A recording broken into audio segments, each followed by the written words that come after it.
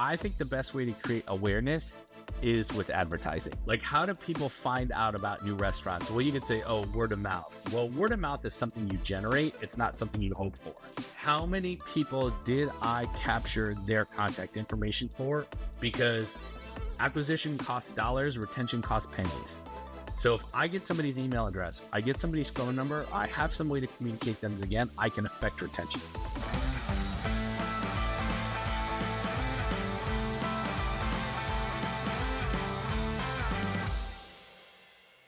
Hi everyone, thanks for joining another episode of TechBite. Today we're going to talk marketing. We're joined with Rev Ciancio. He is the co-owner of Handcraft Burgers and Brew in NYC and also a hospitality marketing consultant with Branded Strategic. He's been around restaurant marketing for quite a while. I've had the chance to work with him over the last 6 or 7 months. He's always spot on in terms of what do we do now and how do we make an impact. And that's why he's on the show today. So Rev, thanks for joining the podcast, and we're excited to have you and get into the marketing aspects of restaurants. Thank you, man. It is an honor, and I appreciate what you do for the business. Thank you. Restaurant marketing. There's a lot involved in here, but run us through a little bit. Give us a high-level overview of restaurant marketing. What are the different channels? And then let's drill into each one and give a summary to everyone that's listening and watching on where should they start and what's the first step and how do they navigate this maze? We have 3 hours because that's how long it's going to take to get through the bare minimum there. I think about it this way. Like, most people think about like a sales funnel. Like, what are all the steps that a buyer has to go through to buy something from a company? It doesn't matter if you're selling software or vacuums or cheeseburgers, right? There's a sales funnel. I think the traditional sales funnel for a business, forget that it's restaurants, is like sort of, wide at the top, narrow at the bottom, and then they make the purchase, right? The difference in the restaurant business versus most other businesses is that our funnel is one direction. It's actually circular, right? Because you don't really hit profitability until you're getting guests to come back. I think we've probably only heard the stat 100 times. 70% of restaurants guests only ever dine at a restaurant once. And actually, I heard data that it's gotten worse. It's now only 20% return. Like, it's getting harder, right? So that circular motion of getting a guest back in your funnel is like super important, right? So when I think about that, I think there are actually 4 steps to the funnel, right? And anybody that says there's more steps is overcomplicating it. But essentially, it allows to one of 4 things: awareness, acquisition, experience, and retention. So it's how does somebody find out about a restaurant? What gets them to make an order or go there? What happens during the dining experience, whether it's, in a bag or on a plate, and then what gets them back. And so that's very different than the sales funnel for most other industries, because it's all about awareness through the purchase decision. This is like, we got to keep them coming back. So I think restaurants have to think about, how do I affect how people find out about me? How do I get people to make the decision to dine with me again, whether it's an online order or in store? What is the actual experience that happens? Because experience is also marketing. And then what's the retention? Like, how do I get them to come back? And I don't know that a lot of marketers think of it that way. I mean, look, we're all trying to drive guests back, but it's important that each part of that funnel happens together. Like, awareness does not happen without retention. Retention does not happen without acquisition. Acquisition doesn't happen without experience. Does that make sense?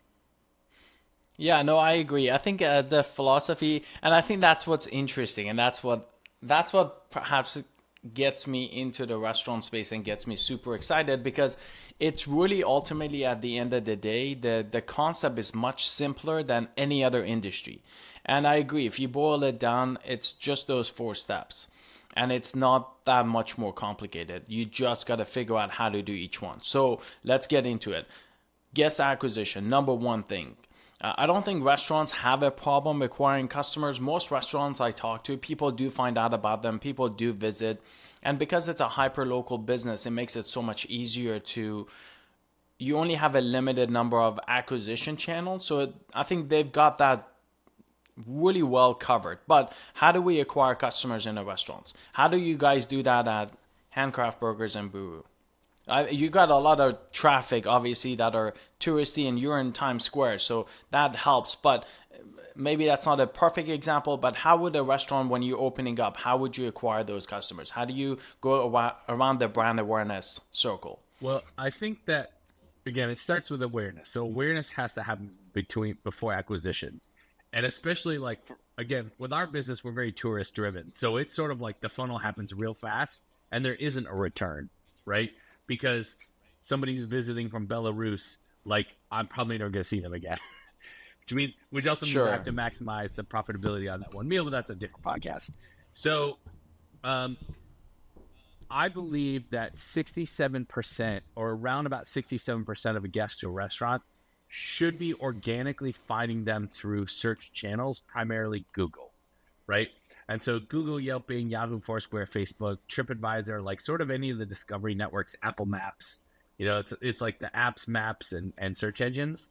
Like you have to optimize that because 2 out of 3 guests to your restaurant should be coming to you from one of those channels, right? Burger near me, pizza near me, best restaurant near me, uh, gluten-free chicken nuggets near me, best place for kids dining, like gated, free Wi-Fi, parking, handicap, all these things.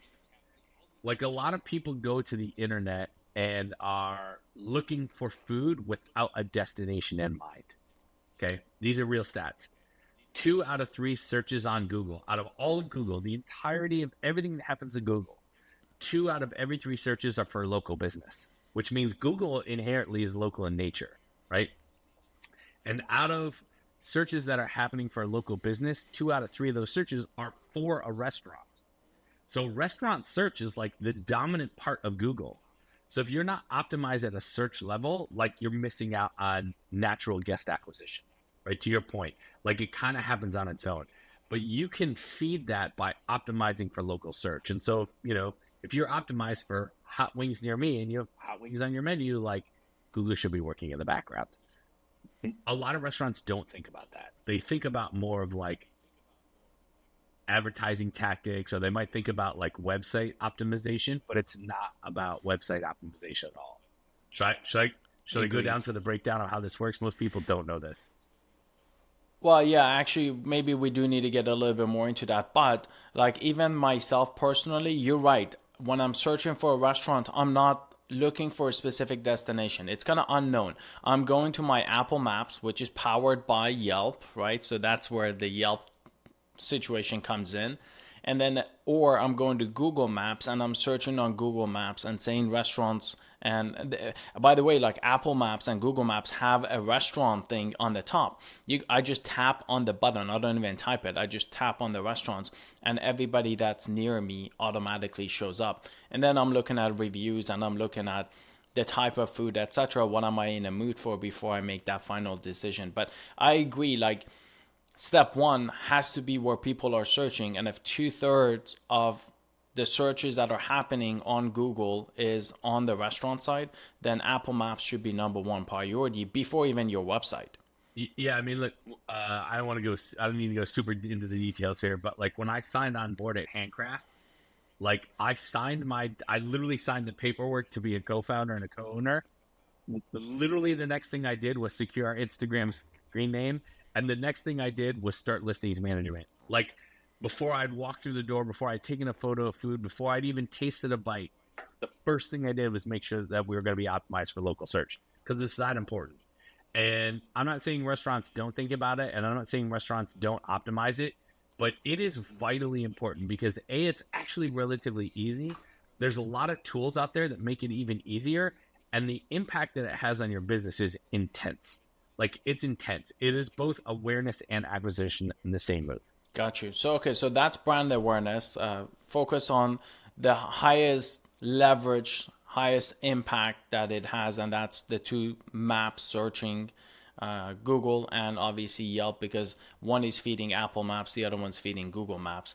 What's Well, next? okay, let's just go one level deeper there, and then we'll move on. So here's the thing that we need to think about. If 2/3 of searches for restaurants on Google are for the dish, not the name of the restaurant, meaning, hot wings near me, Google and Bing and Yahoo have to know that you have hot wings on your menu. which means you have to manage your menu not just on your website but on Google and Bing and Yahoo Force. Like they need to know that you have peanut Thai chili wings, and they need to know that you have gluten-free buns, and they need to know that they have all these things in your menu for them to be able to suggest that you are the right for that search. So menu management online, everywhere online, super important for the awareness and acquisition piece. Got you. Okay, so that brings up a good point. How do you do the menu management? Like, do you just add the links to the menu online ordering or menu links to your listing? So I recommend using a listings management tool. And the way a listings management tool works is you put all that information in the tool. Your name, your address, your phone number, your hours of operation, do you have a handicap bathroom? Do you have parking? Do you accept Discover card? Do you have Wi-Fi? Like all those like black and white facts, including what's on your menu, including an image of the food, including the price, including a description. You put all that into your listings management tool, and it manages Google, Bing, Yahoo, Yelp, Foursquare, Apple Maps, Siri, Alexa, and like so many other places all in one. So make sure that your information is correct and updated on all of those places. Yeah, that makes sense. Instead of having to do them individually, one by one, you just do a listing management company. And I think we both know Marquee, so we might as well bring them up. I think they're a great resource to do that. I know you didn't want to bring it up, but I'll bring it up. But I think I think the advantages that they provide far surpasses the minor cost that it has in order to push that across the entire internet without having to individually log into each platform. I absolutely endorse Marquee. So. Perfect. Yeah. So, all right, let's move on. So that's awareness, which ties into the acquisition. Yeah, it's sort of a both, because like at my restaurant, because I'm getting a lot of tourists, like they're like, I want a hamburger right now. So they pick up Google and they search hamburger near me and they come to me. It's awareness plus acquisition, and then I'm probably never going to see them again, right? But by the same token, I think the best way to create awareness is with advertising, right? Like, how do people find out about new restaurants? Well, you could say, oh, word of mouth. Well, word of mouth is something you generate. It's not something you hope for, right? And essentially, you need to get in front of people's eyeballs. And you can get in front of people's eyeballs through direct mail. You can get in front of people's eyeballs through, billboards. You can get through people's eyeballs through, ads on Meta, Google search ads. You can do all these things. But like the awareness piece to me is something you pay for. You pay for awareness ads on Facebook and Instagram so that people find out about your restaurant. Okay. You could use influencer marketing. And if you're doing influencer or marketing the right way, you have a budget for it. That's how people find out about the restaurant. How you acquire them is once they found out about your restaurant is what's the thing that gets them to take action. Okay. That's usually content driven. So it could be an offer. It could be like, hey, come in for your first trip and get buy one, get one free. That's an acquisition move. It could be really great content. So, Hamed's Taco Shop or whatever restaurant you've opened. If somebody tells me about it, I hear about it, or I see an ad, or I drive by the billboard, or whatever, I somehow I find out about your taco shop. If then I go to your Instagram account or I go to your website and the food looks amazing, or the experience looks, unbelievable, or the environment is pristine, that's how you now acquire me. You've put something in my path that makes me go, I gotta have this. Right? Agreed. I think your restaurants underutilize pictures. I don't know why. To me, it doesn't make sense because even like I've traveled a lot, and I had a former partner of mine, where we would travel in countries where we didn't speak the language. The menu was not in English, whatever other language, and he would actually walk around the restaurant, look at other people. Like I would never be able to do that, but he would just walk around and be like, all right, that's what I want. And he would call the server and be like, get me this. And they would get it. And that's what he got. And, I just rolled the dice. I just ordered whatever I thought could work. But like in that situation, a picture could have gone 1,000 miles, right? It would have been a huge help to somebody who didn't speak the language, just simply to have a picture on there. And I just don't understand why you have an iPhone, just put it in portrait mode, go in landscape, take some beautiful pictures, and just upload it to your menu. And I don't know why they're not doing that. Who knows? There's so many Yeah, boxes to check in marketing. Some things get left behind. But either way, if we are going from awareness to acquisition, it's generally associated with something that's content driven. Great food, sure. great videos, and offer, something that gets people across. Because if I find out about your restaurant and then I go look it up, I search on Google, I go to your Instagram account, I click to your landing page to accept your offer, I drive by your billboard and I hit your QR code. Whatever the motion is that brings me from awareness acquisition is generally content driven. At that point, you have my attention. Now you have to convert me. Okay. And there's lots of ways to convert people. They're all content driven. It's all about Yeah. what happens after I found out about you. And so Got you. And then tracking that, I think, is another thing that I'm most interested in, and how much each channel is driving revenue. So how do you guys handle well, that? part of the bummer about Or how do you recommend part handling of the that? bummer about restaurant marketing is it's really hard to trace activity to action. It's not exactly e-commerce. So again, like if I'm hanging out with you and I trust you and you tell me about a restaurant and then I go look it up, like how does the restaurant know that? You know what I mean? Also, like Sure. let's say that I see an ad on Google because I search for hot wings and you're running Google search ads and I click it, you could track the click, but what if I don't order? Like what if I come back like 2 weeks later, or what if like it was a great awareness piece, but I wasn't ready to order hot wings that day and I want them 3 weeks from now? Like it's just super hard to trace. It's not e-commerce. So Sure. restaurant marketers to a certain degree have to just accept that certain channels definitely work and you have to use the metrics that you're given. So as an example, if you're going to run awareness ads on Facebook and Instagram, which I endorse, that is a great way to affect awareness. It's got great targeting. It's got interest targeting. It's got geo targeting. There's lots you can do. You want to optimize for the lowest possible CPM you get, right? What is the least amount of money I can pay for the most amount of eyeballs to see this? And I think the industry benchmark is like a $5 CPM. Most of my clients are below 3. So essentially, that would be the metric there. Now, if you're going to use Google search ads, meaning somebody, again, we just keep using the hot wings example. I guess that's what I'm craving today. Is hot wings near Okay. me, and I click it, right? Again, I can't trace the sale, but the thing I would look at there is what's my CPC? What's my cost per click? Now, again, industry benchmark is $1.25. And I would ask a restaurant, would you pay $1.25 to get somebody to click to your website if they're already on Google and they've already said hot wings near me, right? You probably would. Most of our clients are 50 cents or less in the CPC. And again, would you pay 50 cents to get somebody to click to your website to search for hot wings? You damn well would. You know what I mean? Yeah. So again, Well, the search intent is so high. At that stage, the search intent kicks in, and it's like, yeah, it's a highly focused search intent. And it's fairly inexpensive because 50 cents, it's nothing. You get into the tech space, you're talking about tens of dollars. yeah. And again, I wish there was better. I wish there was better like traceable conversion metrics. But when I'm doing marketing, if I'm running an awareness ad on Meta, I'm looking at CPM. If I'm running a Google search ad on Google, I'm looking at CPC, and I would absolutely do both of those things, right? And then when you start to like, well, what about this channel? What about this channel? You have to pick essentially what I call the God metric. What is the God metric on that channel that gives you the closest availability to understand what's happening? And so, as an example, Instagram. Okay, posting content to Instagram, by the way, is not awareness or acquisition; it's retention. We'll get into that in a second. But the thing I would be looking at is not likes. I would not be looking at followers. I might be looking at engagement, like overall, like, is this an active channel for me?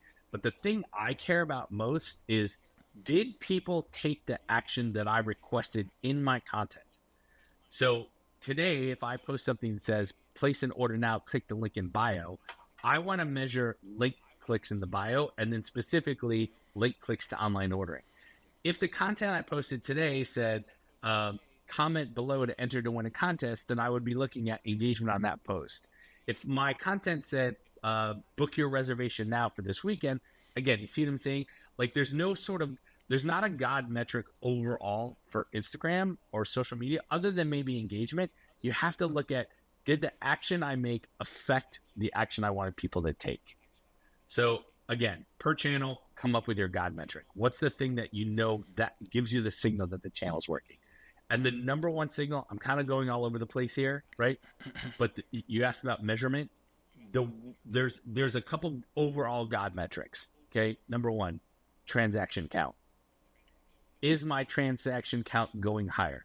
If I had 10 orders yesterday and I have 11 orders today and 12 orders tomorrow, great. Transaction count is going up. Okay. You can't look at, I like AOV, I like LTV, but they can be juiced by cost of goods. They can be juiced by inflation. There's a lot of factors there but transaction count, number of transactions is a God metric. Okay. That makes sense. Also, CRM growth. How many people did I capture their contact information for? Because acquisition costs dollars, retention costs pennies. So if I get somebody's email address, I get somebody's phone number, I have some way to communicate them again, I can affect retention, right? Those are the two things I would measure more than anything else. Transaction count, CRM growth. Yeah, and I'm not a big fan of discounting because I think it devalues the brand, but I think on acquisition, it absolutely makes sense. And early retention, it makes sense to absolutely discount and promo it. I was watching this podcast with another restaurant owner, and I don't remember the exact metrics, but in order to acquire a customer, maybe it'll cost you, let's just make some numbers up. It may cost you $10 to acquire the customer. But if you don't do anything else, then you've lost that $10. Now you got to amortize that $10 over one visit. But if you say, hey, next time you come in, it's a free fries, right? Let's just take that as an example. And then they would do they would leave a note or a napkin on a table that was like black or red. I don't know if you've seen that video. Anyway, but I think that was very interesting because then everybody knew this is a first-time customer. This is a second-time customer. This is a third and a fourth-time customer. And he would rotate that so they knew, the servers also knew if this is first, second, third, or fourth visit. And after fourth visit, everything stopped because the customer had already built that habit. And you want to try to get to that fourth visit as quickly as possible. So I think on acquisition, it makes sense to just add a discount. That's okay. Why? Because it allows you to track the return on investment on that channel. Especially nowadays, you could easily track the coupon code in the POS system and then tie the two together and say, here's how much I spent on ads. Here's how much I spent on food costs. Here's how much revenue I drove back in X period of time. And it allows you to make better decisions, allows you to kill the losing campaigns and double down on the winners. And then I think the same thing applies for the retention on the first 4 or 5 visits. Yeah, I don't, I understand the thought around discounting, but I don't see it as discounting. An acquisition offer is different than a discount. I'm willing to give you something to get here, right? And it's just like you said, like you talk about SaaS, right? With SaaS, it's like, how much does it cost me to acquire a new client, right? That might cost you $100 or $1,000 or $3,000, but that's the amount of work and cost you had to put into it. Now, that doesn't mean you necessarily gave a discount to that person, but you had to spend money to get there, right? In the restaurant business, we spend money to acquire customers, and if the budget actually goes to the customer's pocket in the form of a BOGO or $5 off or whatever, it's just the cost of acquisition. That's it, right? And this business is run on sampling. It's run on sampling, and at the bottom end of it, it's about discounting. Even the nicest restaurants in the world might have a happy hour, or they might recognize a guest and bring them a free drink. It's just it's part of the hospitality. And actually, that's a funny point because sampling does actually work. And you're right. You got to get them in. You got to get them to try the food. You got to get them to try it before they become a regular. And I remember I had a food company and we did sampling in Costco. We were selling to Costco. And it was clearly evident when we did sampling. The sales for that weekend would just crush it. It would go twice as much as normal sales just because of that sampling. And I agree, that should be cost of marketing. It's not discounting. I need to change that around and say, look, it's part of marketing. Yo, you ever see a movie trailer? Oh yeah, It's exactly. sampling, right? Yeah, it's when when sampling. when the new Agreed. Marvel movie comes out, they put out two different trailers. They are samples. You're getting a sample of Oh, them. even the Bad Boys. Well, the Bad Boys is coming out, and have you seen the Messi No. commercial? That's like Bad Boys, and that's all he says. But it's really funny. Anyway, great marketing and great way to build a hype around, again, the movie that's coming out. Yeah, So sampling. yeah, no, I agree. Again, some of this stuff it's not obvious until somebody else says it, right? Unless it's explicitly mentioned, then it's like it Yeah. doesn't So exist. so my point So, my and in restaurants, it's really difficult yeah. So my already. point is, you gotta have awareness. You gotta have acquisition. You gotta have a great experience. You gotta have retention. If through that process you're not measuring each piece of it and you're not collecting guest data, you have a broken flywheel, right? So if I can get your email address at awareness, great. If I don't get your email address till acquisition, great. So like that could be like you placed an online order. That could be you made a reservation, right? That could be I put out an advertisement and you clicked a landing page campaign. I got your email address. Okay. But if I didn't get your email address at awareness, I didn't get your email address at acquisition, I better get it during the experience. So if I come into the store and I Agreed. sign up for your loyalty program, or I get on your free Wi-Fi, or I download your loyalty program, or I join your email newsletter, like you got 3 shots in the funnel to get my address, my email address. If you didn't get it, retention's a mystery. Okay, Yeah, so exactly. that's why I said CRM growth is an important metric to measure, because you got 4 steps to the funnel, you got 3 shots to get it. You know what I mean? And it's that fourth piece, the retention piece, that drives transaction count. So let's say on average, 20% of your guests are the only ones returning, 80% don't. If you get that to 75 or 76 or 71, you've won the battle. And so now that would be the retention metric. What's my return rate? Yeah, and that's the key. I think that's where I spend a lot of my time is on the retention side, because to me it's absurd to lose 70% or now 80% of your customers. Competition is fierce, and if you're just hoping that they come back, guess what? They're not coming back. The data, the facts is already proven that they're hoping that they come back. 70% will never come back. That's done. So how do you tip that metrics in your favor? And by the way, you don't have to do a lot. In fact, we have a calculator on our website. If you're doing 1 million a year and you take 15% of the customers and you increase their frequency of visit by 1 visit a year. So instead of them coming in once a year, they're coming twice a year. The impact to your top line is like $280,000, $90,000. And then majority of that is going to the bottom line, because your labor doesn't increase. Your food cost is the only thing that does increase. Labor, rent, all the fixed expenses doesn't increase. So that is the way to really get to profitability, is through retention. So let's circle around that retention a little bit. And what are the most effective ways to ensure that the retention flywheel keeps Okay, spinning? so number one most important thing in retention is capturing guest contact info. If you don't have your guest contact information, you can't market to them. Okay, so number one is getting the info. Number two then is actually using it.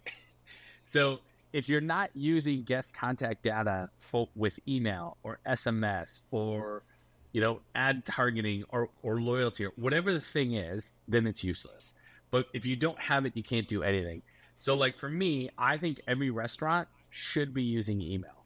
And I would use email before I would use SMS, and I would use email before I would use rewards programs, and I would use email before I would use an app. Now, great. People who use the app are more likely to come back. They're more engaged. People who join loyalty are more engaged. But still, like, I think the opportunity is in CRM. It's not necessarily in like these lower funnel type things, because people that are in loyalty are going to join anyway. And people that are going to be active in loyalty are going to be active anyway. Now, I'm not saying that you have a lazy rewards program, but like, okay, let's say you're having 25% of your databases participating in loyalty, you get it to 30. That's valuable. But if you have 80% of your guest database is not coming, and you get that to 75 or 70%, way more valuable. That's a It's a huge win. huge win Yeah. because it's easier, right? And converting somebody from one trip to two trips by simply sending a mass marketed email, cheap, easy, scalable. Even if they don't come back after the fourth visit, I'd be interested to see what that math looks like. Who cares? You went from one visit to four visit, which means you now the cost of acquisition is now broken across four visits, not one visit. So now instead of paying $10 to acquire, you could pay $20 to acquire because now it's costing you even less per visit. But yeah, actually that brings up a good point. I need to go do some homework on, what if you just bring them in four times and then you're losing 70% on a first visit anyway. Why don't you lose 70% over after four visits? And then at that stage, the numbers should look very enticing. Clearly, you're struggling, but you're sort of making it on 20-30% retention. What happens if that retention goes to the fourth visit? Well, yeah, listen, restaurants business is also a top line game. So, like, if I can you come in four times and I don't make full price margin on each one, but I make margin on each one, I've optimized for margin profitability. But also, like, I have to buy the chicken, I have to buy the lettuce, I have to pay the employee, I have to pay rent, right? So those things get amortized with value, right? So like if 100% of my guests are returning because of a discount, but I'm packed, I've maximized spending. That's music to my ears. Like, by the way, any business, right? There isn't a business that top line does not matter. Even if you own a lawn company or a tech company or a restaurant, look, you're gonna have thin margins if you're under $1 million in revenue. It almost regardless of whatever industry you're in and what business you're in. The only I've been saying this for a long time. Money solves all problems in business. I do not care what problem you have. If your rent is $100,000 a month, that's not the problem. The problem is you don't have enough top line revenue. Drive repeat customers, drive more top line revenue. Who cares if the rent is $100,000 a month? I was talking to a restaurant person and literally their rent was $95,000 a month. $95,000 a month. And I'm like, you know what? Then it sounds like you have a serious problem. You're not making enough top line revenue. Versus, hey, I got to cut my rent down to whatever, 50 grand. And even if you cut the rent in half, which is impossible, focusing on top line revenue and increasing the top line revenue by a 10%, 10% will have a bigger impact on your net margin than the rent will on the bottom line. So tell me about top line revenue. So what are your thoughts in this space? Because for me, that's the number one focus. If I can't afford something, the problem is I'm not making enough money. So to me, the solution is, all right, I got to go earn more money in order to afford it and get that next thing. I look at it this way. So I believe in modeling, right? Everybody else has already figured out all this other stuff. I just need to go learn from what they do and do my version of it, okay? The biggest restaurant in the business is McDonald's. Okay, they've been around for a long time. They know how to solve problems. They have all the dollars in the world to think about these things. All you need to do is go look at understand what they're doing and apply it to your business. Okay, McDonald's has a value menu because they know that a certain portion of their audience are value driven. So they figured out a way to get those people into a value menu. Okay. Is there a bigger kids restaurant on the planet than the place that invented the Happy Meal? There's not. They know that a certain amount of moms and dads and parents rely on McDonald's to get a quick, fast meal that kids will eat, right? Additionally, they also know if they hook you as a young kid, they get you for life, right? That's why they have Happy Meal. But then they also have LTOs. That's why they have the crispy chicken or the Shamrock Shake or the McRib. Because they also know that those are premium items. And so for me, I go to McDonald's with my kid because he eats nuggets and it's $5 and I know it'll get done, right? I go there for that. Then every St. Patrick's Day, I have to have a Shamrock Shake, right? And so they understand who their customer is and they understand that if they can get you coming in for multiple reasons, it will all work out. And so sometimes I literally just want a 99-cent cheeseburger and I go to McDonald's. And sometimes I'm trying to feed my kid and I get a Happy Meal. And sometimes I'm like, yo, man, I got to have a Shamrock Shake. You have to understand that your business does not have just one audience. Like, maybe in the rare case, if you're the empanada truck that parks outside of the local soccer field, okay, you probably have a limited audience. But if you're a restaurant, like, you have people that can afford a $300 bottle of wine. You got people that like are gonna bitch that your Coca-Cola is $3. You have to understand that it takes all of these people to make a restaurant work.